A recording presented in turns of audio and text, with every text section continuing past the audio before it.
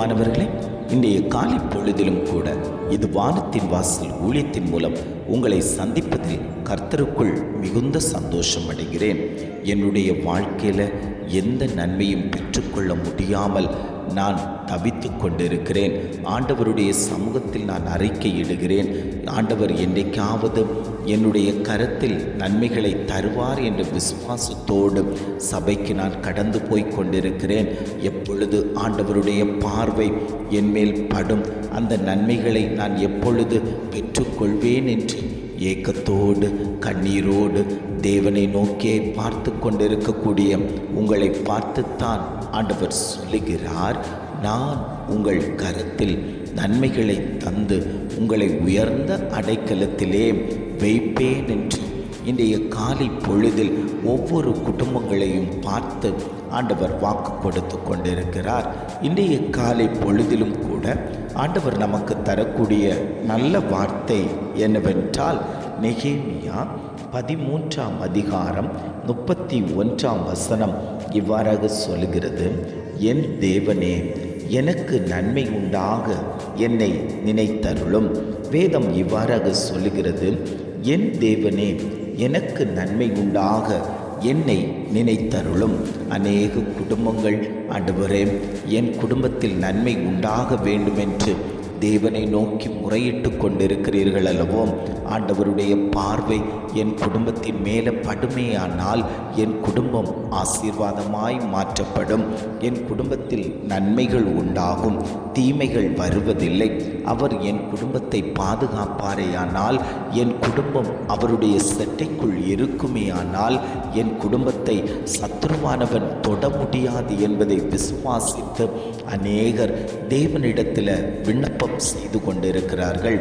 ஆண்டவர் அந்த குடும்பங்களை பார்த்து சொல்லுகிறார், நான் உங்களை பாதுகாப்பாய் வைத்து உங்களை பரலோக ராஜ்யத்தில் கொண்டு போய் சேர்ப்பேன் என்று ஒவ்வொரு குடும்பங்களையும் பார்த்து ஆண்டவர் வாக்கு கொடுத்து கொண்டிருக்கிறார்.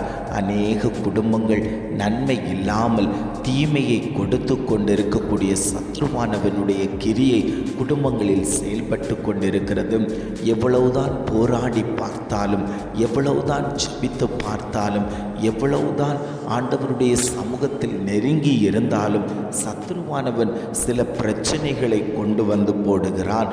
தானியேலுக்கு விரோதமாய் அநேக சத்ருக்கள் எழும்பினார்கள். அவன் துதிக்கிறவன், அவன் ஆண்டவருடைய சமூகத்தில் காத்து கிடக்கிறவன். அதனால் இவனை எப்படியாவது அழிக்க வேண்டும், இவனை துரத்தி விட வேண்டும் என்று நினைத்த பிரதானிகள் அவனுக்கு விரோதமாய் பத்திரம் எழுதினார்கள். ஆனால் அவனோ அந்த பத்திரத்தை, அந்த பிரச்சனையை தனக்கு முன்பாக நினைத்து கொள்ளாமல் எப்பொழுதும் போல தேவனை நோக்கி தன் கரங்களை விரித்து ஜெபம் பண்ண ஆரம்பித்தான். கர்த்தர் அவனுடைய காரியத்தில் கண் வைத்து ஏது பத்திரத்துக்கு கையெழுத்திட்டார்களோ அதே பத்திரத்தை கர்த்தர் மாற்றி கொடுப்பதற்கு சர்வ வல்லமை உள்ளவராய் இருந்தாரேயானால், இன்றைக்கு உங்கள் குடும்பங்களை பார்த்து ஆண்டவர் சொல்லுகிறார், உன் குடும்பத்தை எழும்ப விடாதபடிக்கு உன் குடும்பத்தின் மீது வழக்கு போட்டிருக்கிறார்களாம். உன் குடும்பத்தில் நன்மை பெற்றுக்கொள்ளாதபடிக்கு உன்னை கீழே தள்ளிவிட்டிருக்கிறார்களாம். ஆண்டவர் சொல்லுகிறார், அவைகளை முறியடிக்கப் போகிறேன். அவைகளை முறியடித்து உன்னை நான் உயர்ந்த அடைக்கலத்தில் வைப்பதற்கு நான் உன்னோடு கூட இருக்கிறேன் மகனே. என் சமூகத்தில் காத்து கிடந்து ஜெபித்தாய் அல்லவோ?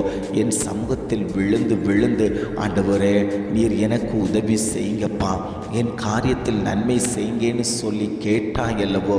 அந்த தெய்வம்தான் உன்னை பார்த்து சொல்லுகிறார், உன் காரியத்தில் நான் நன்மை செய்ய போகிறேன். உன்னை நான் நினைத்து விட்டேன். உனக்கு வேண்டியவைகளை செய்து தருவதற்கு நான் சித்தமுள்ளவராய் இன்றைக்கும் உன் மத்தியில் உலாவிக் கொண்டிருக்கிறேன் மகனே.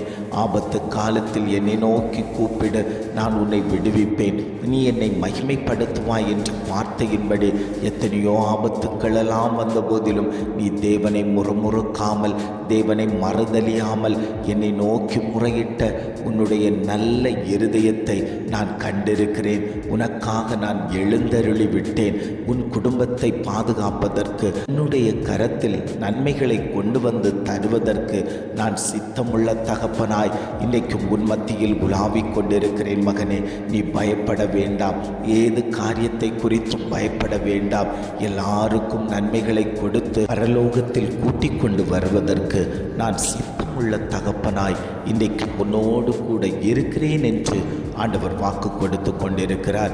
எத்தனை பேர், ஆண்டவரே இந்த வார்த்தை எனக்குத்தான் ஆண்டவரே, இந்த வார்த்தையை நான் விசுவாசிக்கிறேன் ஆண்டவரே, நீர் என்னை நினைத்தருளி என்னுடைய குடும்பத்துக்கு நன்மை செய்வதற்கு நீர் சித்தமாய் இருக்கிறீர் என்பதை நான் விசுவாசித்து ஜெபிக்கிறேன்னு சொல்லி எத்தனை பேர் தேவனை நோக்கி முறையிட்டு பார்த்து கொண்டிருக்கிறீர்களோ அத்தனை பேரையும் பார்த்தாண்டவர் சொல்லுகிறார், அந்த வல்லமை உங்கள் மேலே வெளிப்பட போகிறது, அந்த கிருபை உங்கள் மேலே வெளிப்பட போகிறது, அந்த அபிஷேகம் உங்கள் மேலே வெளிப்பட போகிறது என்று ஆவியானவர் வாக்கு கொடுத்து கொண்டிருக்கிறார். ஜெபிக்கலாமா?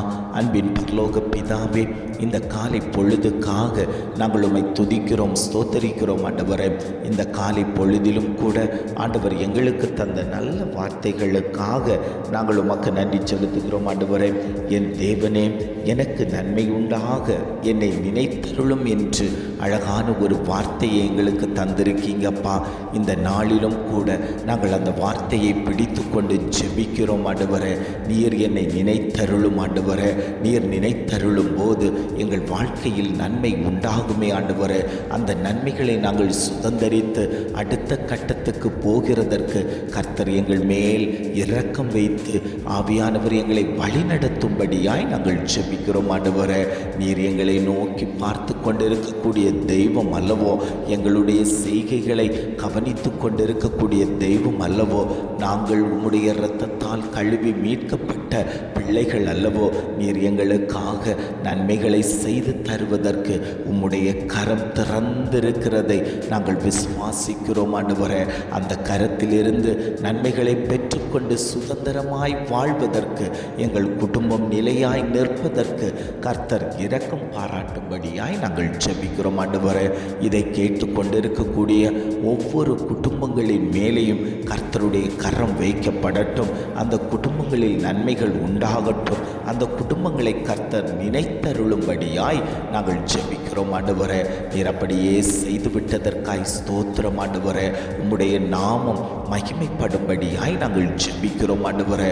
உம்முடைய காரியம் எங்களை வல்லமை உள்ளதாய் மாற்றுமே. இம்மட்டுமாய் வழிநடத்தின தகப்பன், இனியும் நீர் எங்களை வழிநடத்தும்படியாய் நாங்கள் ஜெபிக்கிறோம். எங்களை தாழ்த்தி தருகிறோம். துதி, கன, மகிமை எல்லாம் உமக்கே செலுத்துகிறோம்.